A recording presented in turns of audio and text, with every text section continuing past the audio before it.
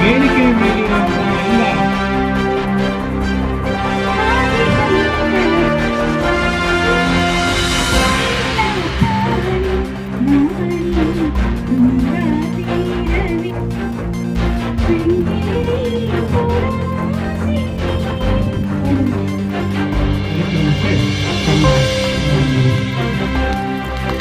ಸಹಕಾರವನ್ನು ನೀಡಬೇಕಂತ ಕೋರ್ತಾ ಇದ್ದಾರೆ. ಹಾಗೆ ಎಲ್ಲ ಗಣ್ಯರು ಸಾಧ್ಯವಾದ ಮುಹೂರ್ತದಲ್ಲಿ ಭಾಗವಹಿಸಬೇಕಾಗಿ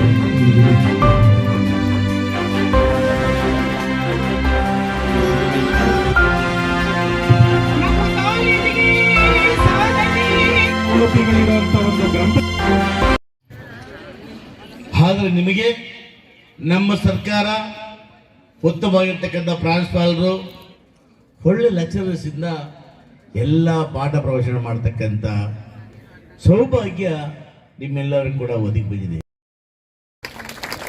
ನಾವು ವಿದ್ಯಾಭ್ಯಾಸ ಮಾಡೋ ದಿನಗಳಲ್ಲಿ ನಮಗೆ ಕೂತ್ಕೊಳ್ಳೋಕೆ ಡೆಸ್ಕ್ ಇರಲಿಲ್ಲ, ನೆಲದ ಮೇಲೆ ಕೂತ್ಕೊಳ್ತಾ ಇದ್ವಿ.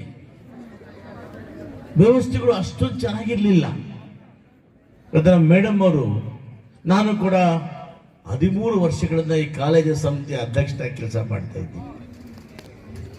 ಹಿಂದೆ ಅನೇಕ ಪ್ರಾಂಶುಪಾಲರಲ್ಲಿ ಕೆಲಸ ಮಾಡಿ ಹೋಗಿದ್ದಾರೆ. ನಾನು ಆಡಿಟೋರಿಯಂ ಕಟ್ತಾ ಇದ್ದೀನಿ. ಇನ್ನು ಮುಂದೆ ಸಮಾರಂಭ ಮಾಡಬೇಕಾದ್ರೆ ಇಲ್ಲಿ ಮಾಡೋ ಪ್ಯಾನೆಲ್ ಆಗುತ್ತೆ ಇಲ್ಲ. ನಿಮಗೆ ನಿಮ್ಮ ಹಿಂದೆ ಬರ್ತಕ್ಕಂಥ ನಿಮ್ಮೆಲ್ಲ ಅಕ್ಕ ತಂಗಿಯರಿಗೆ, ಅಣ್ಣ ತಮ್ಮಂದರಿಗೆ, ಅಣ್ಣವ್ರು ಬರೋದಿಲ್ಲ, ತಮ್ಮಂದ್ರು ಬರೋದಿಲ್ಲ, ತಮ್ಮಂದರಿಗೆ ವಿಶೇಷವಾಗಿ ಕೋಲಾರ ಜಿಲ್ಲೆಯಲ್ಲಿಯೇ ಕಾಲೇಜಿನಲ್ಲಿ ಮಾದರಿಯಾಗಿರ್ತಕ್ಕಂಥ ಆಡಿಟೋರಿಯಂ ಅನ್ನ 6,84,00,000 ಕಟ್ತಾ ಇದ್ದೀನಿ. ಈ ಜಿಲ್ಲೆಯಲ್ಲಿ ಎಲ್ಲೂ ಕೂಡ ಆಡಿಟೋರಿಯಂ ಕಾಲೇಜಿನಲ್ಲಿ ಇಲ್ಲ. ಯಾಕೆ ಕಟ್ತಾ ಇದ್ದೀವಿ? ನೀವೆಲ್ಲ ಕೂಡ ನಮ್ಮಲ್ಲಿ ಅನೇಕ ಪ್ರತಿಭಾವಂತ ಮಕ್ಕಳಿದ್ದಾರೆ.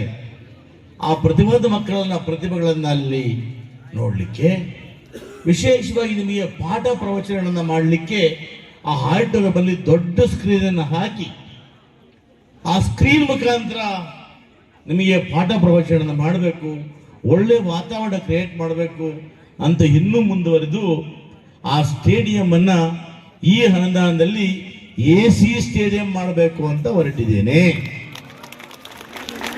ಇದು ನನ್ನ ಕನಸು, ಇದು ನನ್ನ ಮಕ್ಕಳ ಬಗ್ಗೆ ಇರ್ತಕ್ಕಂಥ ವಿಶ್ವಾಸ, ಗೌರವ. ಹಾಗೇನೆ ಇವತ್ತು ನೋಡಿ, ನಿಮಗೆ ಇವತ್ತು ಒಂದು ಲೈಬ್ರರಿಯನ್ನು ಕಟ್ಕೊಟ್ಟಿದ್ದೀನಿ.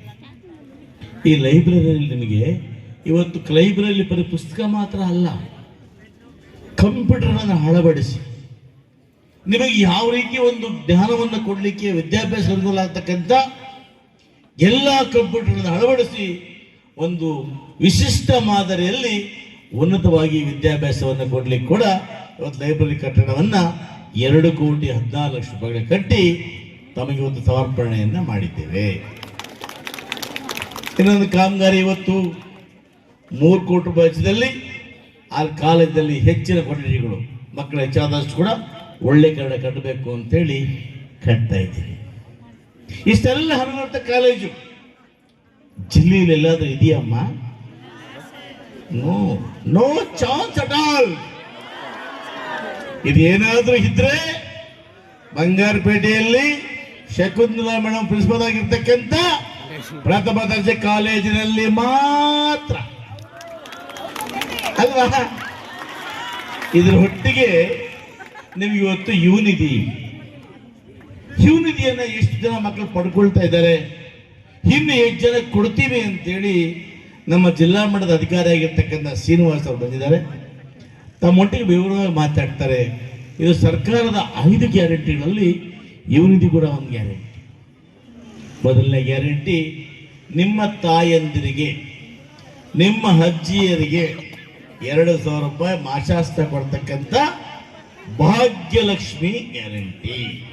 ಇಂಟರ್ವ್ಯೂ ಅಟೆಂಡ್ ಆಗೋದಕ್ಕೆ, ಆನ್ಲೈನ್ ಅಪ್ಲೈ ಮಾಡೋದಕ್ಕೆ, ಯಾರ ಮೇಲೆ ಕೂಡ ಉದ್ಯೋಗ ಸಿಗೋದ್ರ ಡಿಪೆಂಡ್ ಆಗಬಾರ್ದು ಅಂತೇಳಿ ಗ್ರಾಜುಯೇಷನ್ ಆಗಿರ್ತಕ್ಕಂಥ ವಿದ್ಯಾರ್ಥಿಗಳಿಗೆ ನಾವು 3,000 ರೂಪಾಯಿಗಳನ್ನು ಪ್ರತಿ ಮಾಹೆ ಕೊಡ್ತೇವೆ. ಇದು ಯುವನಿಧಿ. ಬೇಕಾ ಬೇಡವೋ? ಬೇಕಾರೆ ಮತ್ತೆ ಚಪ್ಪಾಳೆನೇ ಇಲ್ಲ. Very good. ಯಾರು ಚಪ್ಪಾಳೆ ತಟ್ಟಿದ್ರು ಅವ್ರಿಗೆಲ್ಲ ಬೇಕು ಅಂತ, ಯಾರು ತಟ್ಟಿಲ್ವೋ ಬೇಡ ಅಂತ ಮೇಡಮ್ ಇಷ್ಟ ಮಾಡ್ಕೊಳ್ಳಿ.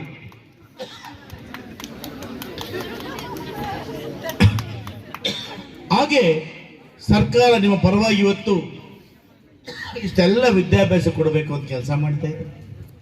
ನಾನು ಈ ಒಂದು ಕಾಲೇಜಿನ ಅಧ್ಯಕ್ಷನಾಗಿ ಅಧಿಕಾರ ವಹಿಸಿಕೊಂಡಾಗ ಕೇವಲ 230 ಮಕ್ಕಳಿದ್ರು. 230 ಮಕ್ಕಳಿದ್ರು. BA ಮಾತ್ರ ಇತ್ತು, BComಗೆ ಬರೀ 50 ಸೀಟ್ ಮಾತ್ರ ಇತ್ತು. ನಾನು ಅವತ್ತು ರಾಜಗೋಪಾಲ್ ಅಂತ ಪ್ರಿನ್ಸಿಪಾಲ್ ಇದ್ರು, ಅವ್ರ ಹತ್ರ ಬಂದ್ರು, ಸರ್ BComಗೆ ಬಹಳಷ್ಟು ಮಕ್ಕಳು ಬರ್ತಾ ಇದ್ದಾರೆ, ಏನ್ ಮಾಡೋದು ಸರ್, ಆಗ್ತಾ ಇಲ್ಲ, ತಗೊಂಡ್ರೆ ಅವರಿಗೆ 1 ವರ್ಷ ಭವಿಷ್ಯ ವೇಸ್ಟ್ ಆಗುತ್ತೆ, ಏನ್ ಮಾಡಬೇಕು ಅಂತ ನಾನು ಹೇಳಿದ ಪ್ರಿನ್ಸಿಪಾಲ್ರಿಗೆ, ಎಷ್ಟು ಜನ ಮಕ್ಕಳು ಬರ್ತಾರೋ ಅಷ್ಟು ಅಡ್ಮಿಷನ್ ತಗೊಂಡ್ಬಿಡಿ, ಸರ್ಕಾರದ ಅನುಮೋದನೆ ತರ್ತೀನಿ ಅಂತ. ಪ್ರಿನ್ಸಿಪಾಲ್ ಆಶ್ಚರ್ಯ ಆಗೋಯ್ತು, ಸರ್ ತಾವು ರಾಜಕೀಯವಾಗಿ ಮಾತಾಡ್ತಾ ಇದ್ದೀರಿ, ಅಷ್ಟು ಸಲೀಸಲ್ಲ ಅಂದರು.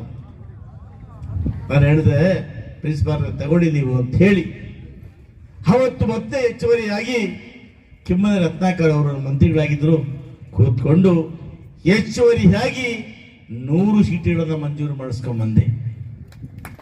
ಅದಾದ ನಂತರ ಇವತ್ತು BSc, MA, MCom ಎಲ್ಲ ಮಾಸ್ಟರ್ ಕೋರ್ಸ್ಗಳನ್ನು ಕೂಡ ನಮ್ಮ ಕಾಲೇಜಿಂದ ಕೊಡ್ತಕ್ಕಂಥದ್ದು ಬಹುಶಃ ಬಂಗಾರಪೇಟೆ ಕಾಲೇಜಿಗೆ ಹೆಮ್ಮೆ ಅಂತ ಹೇಳೋದಕ್ಕೆ ಇಚ್ಛೆ ಪಡ್ತೇನೆ. ಇದರೊಟ್ಟಿಗೆ ನಿಮಗೆ ಇವತ್ತು ಇಲ್ಲಿನ ಪ್ರಾಂಶುಪಾಲರು ಸಿಬ್ಬಂದಿವರೆಗೆ ಕೂಡ ಒಳ್ಳೆ ಪಾಠ ಪ್ರವಚನವನ್ನು ಮಾಡ್ತಾ ಇದ್ದಾರೆ. ಎಸ್, ಇವತ್ತು ಬಾತ್ರೂಮ್ಗಳನ್ನ ಇನ್ನೂ ಕೂಡ 6 ಬಾತ್ರೂಮ್ ಕಟ್ಟಿಸ್ತಾ ಇದ್ದೀವಿ. ಈಗ ಇನ್ನೇನು ಕಟ್ಟಿಸಿದ್ವಿ, ಈ ಕಡೆ ಹೊಸ ಕಟ್ಟಿಸ್ತಾ ಇದೀವಿ, ಮತ್ತೆ ಅದಕ್ಕೇನು ಕೊರತೆ ಇಲ್ಲ. ಆಮೇಲೆ ದಾನಿಗಳಿಂದ ಕೂಡ ಇವತ್ತು ನಾನೆಲ್ಲ ನಿಮ್ಗೆ ಇದಾರಲ್ಲ ಕಮಿಟಿ ಮೆಂಬರ್ಸು ಎಲ್ಲ ಸಾಹುಕಾರ, ಅವರ ಮನಸ್ಸು ಮಾಡಿದ್ರೆ ಇನ್ನು ಹೆಚ್ಚಿನ ರೀತಿಯಲ್ಲಿ ತಮ್ಮ ಸೌಲಭ್ಯಗಳು ಕೂಡ ಮಾಡಿಕೊಡ್ತಾರೆ ವಿಶ್ವಾಸ ಕೂಡ ನನಗಿದೆ. ಇವರು ನಮ್ಮ ಪುರಸಭೆಯ ಇಂಜಿನಿಯರ್, ಕ್ಯಾಂಟೀನ್ ಕಟ್ಟದ ಜವಾಬ್ದಾರಿ ಇವ್ರದ್ದೇ. ಸರಿಯಾಗಿ ಮಗ ನೋಡ್ಕೊಳ್ಳಿ, 1 ತಿಂಗಳಲ್ಲಿ ಮುಗಿಸಿಲ್ಲ ಅಂದ್ರೆ ಅಡ್ರೆಸ್ ಕೊಡ್ತೀನಿ, ಇವ್ರ ಮನೆ ಮುಂದೆ ಇವೆಲ್ಲ ಧರಣಿ ಮಾಡಬೇಕು, ಅದಕ್ಕೆ ಹಾಕ್ತಕ್ಕಂಥ ಪೆಂಡಲ್ ನಾನೇ ಹಾಕ್ಸ್ಕೊಡ್ತೀನಿ.